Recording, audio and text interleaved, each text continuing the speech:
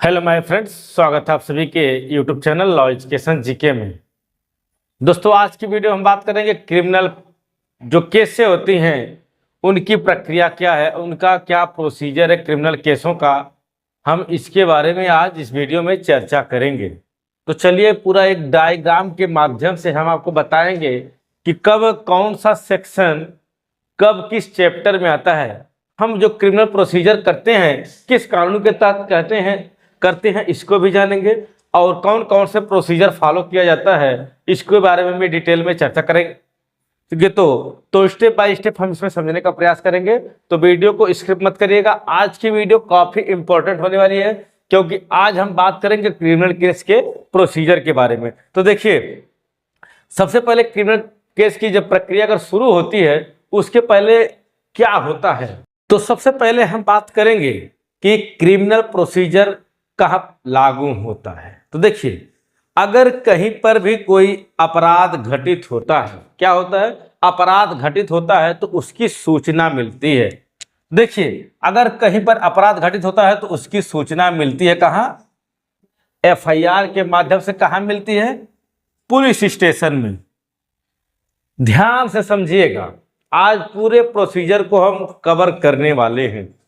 तो अगर कहीं पर भी कोई अपराध घटित हुआ, कोई घटना घटित हुई, तो उसकी प्रथम सूचना रिपोर्ट पुलिस स्टेशन में दर्ज की जाती है। यह सबको पता होना चाहिए और पता भी होता है। दूसरी बात, जो अपराध घटित होता है, जो अपराध घटित होता है इसकी सुनवाई किस कानून के तहत की जाती है, अपराध किसके तहत दर्ज किया जाता है एफआईआर में, बीएनएस के तहत। जो भी क्राइम होता है उसको बीएनएस के तहत एफआईआर दर्ज की जाती है। फिर उसके बाद मामला पहुंचता है इन्वेस्टिगेशन में।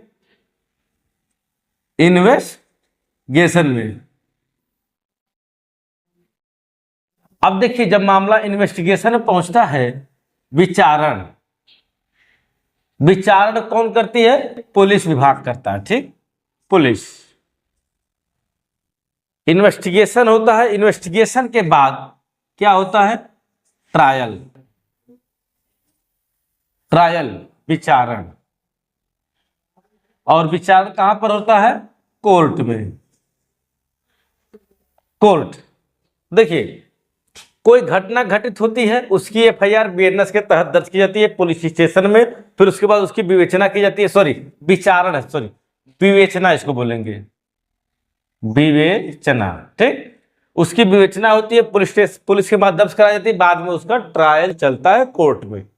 अब इतना समझ लीजिए, मोटी मोटा मैंने आपको बता दिया। अब आगे से समझिए, मोस्ट इंपॉर्टेंट अब आने वाला है। अब देखिए, अब हम बात करेंगे बीएनएसएस। वह बुक है, वह कानून है जिसके अंतर्गत कोर्ट की सारे मामलों को, जो भी प्रक्रिया चलती है उस प्रक्रिया को बीएनएसएस यानी भारतीय नागरिक सुरक्षा संहिता के तहत चलाया जाता है। तो बीएनएसएस के पूरे क्या करेंगे हम, चैप्टर को बताएंगे कि कौन सा चैप्टर में कौन से प्रोसीजर चलती है। तो देखिए, अब बात करेंगे, सबसे पहले बात होगी ऑफेंस की। केस की बात होगी ऑफेंस की। ऑफेंस हो गया, ऑफेंस बोले तो अपराध किससे होता है, बीएनएस से। यहां तक तो ठीक है, यहां से हम समझ गए कि यह मामला किसका है, भारतीय न्याय संहिता बीएनएस का। यहां तक खत्म। अब यहां से आ गए भाई साहब कौन, बीएनएसएस अब से शुरू हो गया। इसका बीएनएस का काम है सिर्फ दंड देना, और दंड की बात करता है। अब देखिए, बीएनएस के बाद इंफॉर्मेशन।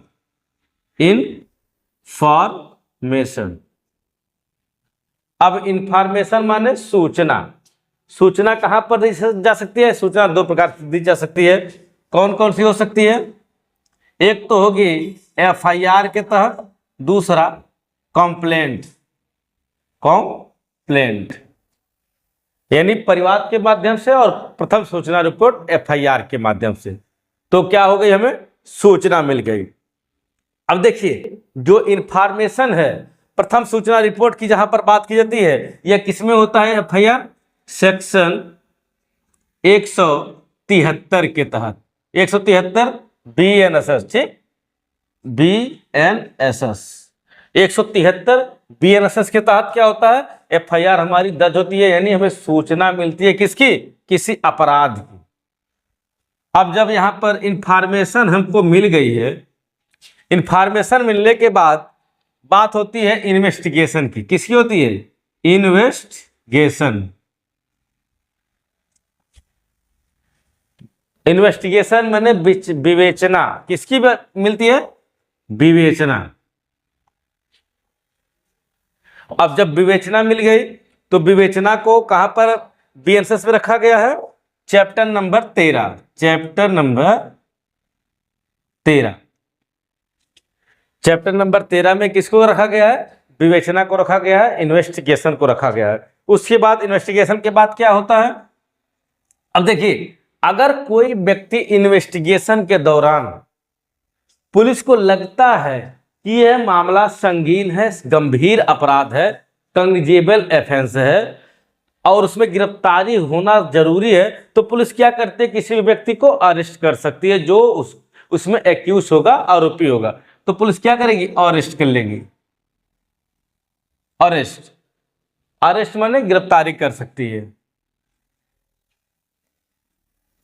गिरफ्तारी। और जब पुलिस अगर गिरफ्तारी कर लेती है तो यह किसमें, चैप्टर नंबर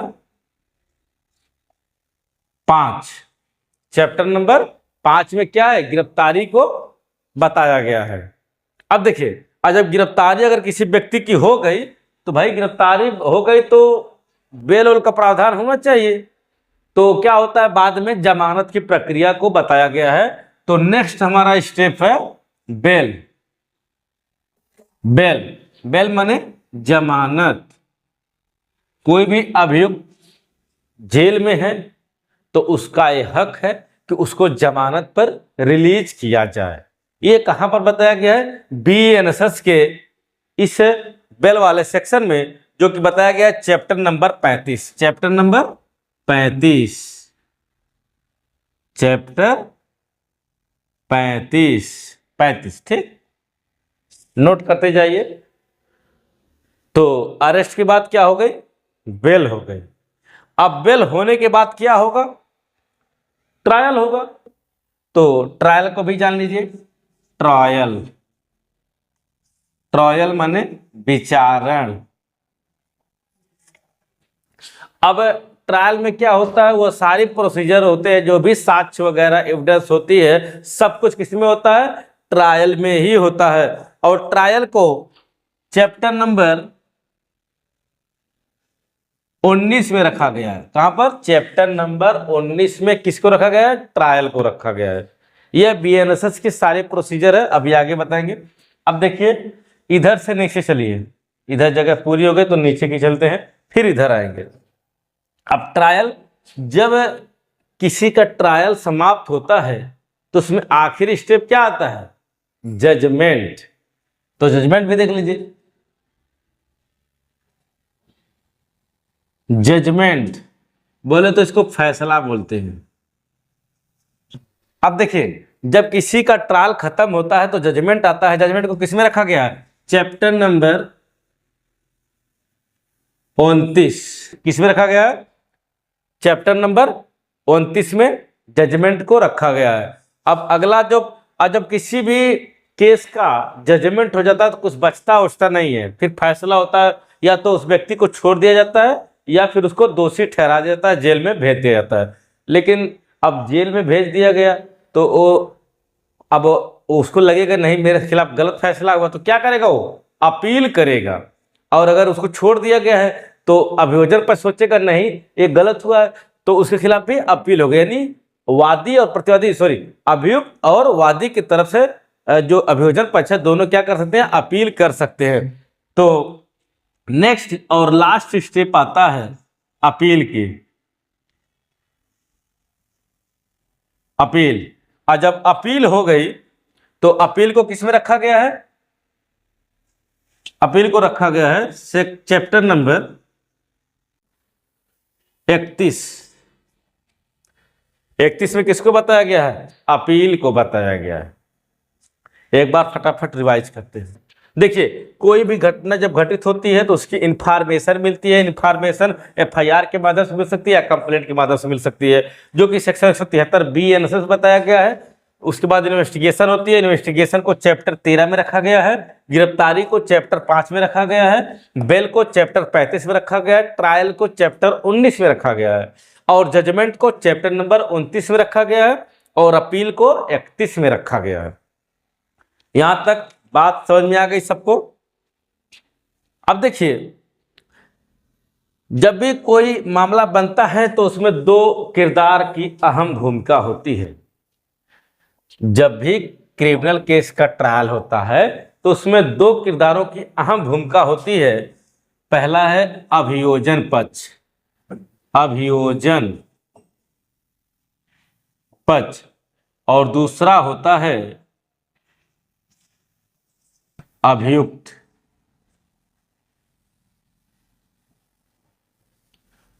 यानी विक्टिम और एक्यूज, विक्टिम और एक्यूज, इनकी अहम भूमिका होती है किसी भी क्रिमिनल केस में। अभियोजन मतलब जो पीड़ित होता है और अभियुक्त मतलब जिसने अपराध किया है। तो आई होप कि आपको जो आज का मैं समझाने का प्रयास किया था क्रिमिनल केस की प्रक्रिया के बारे में, तो सारी प्रक्रिया को मैंने बता दिया है। इसका हम एक एक चैप्टर को आसानी से पढ़ेंगे तो समझ में आ जाएगा। अब नेक्स्ट वीडियो में हम एक एक करके पहले इंफॉर्मेशन समझेंगे, इन्वेस्टिगेशन समझेंगे, arrest, bail, trial, judgment, appeal, सबको बारी बारी से समझने का प्रयास करेंगे और आपको समझाएंगे। तो यकीन मानिए कि जो भी आने वाली वीडियो है काफ़ी अच्छी नॉलेज है। तो अगर आप चैनल पर पहली बार है तो सब्सक्राइब करके ही जाइएगा। मिलेंगे किसी नेक्स्ट वीडियो में। नमस्कार, जय हिंद।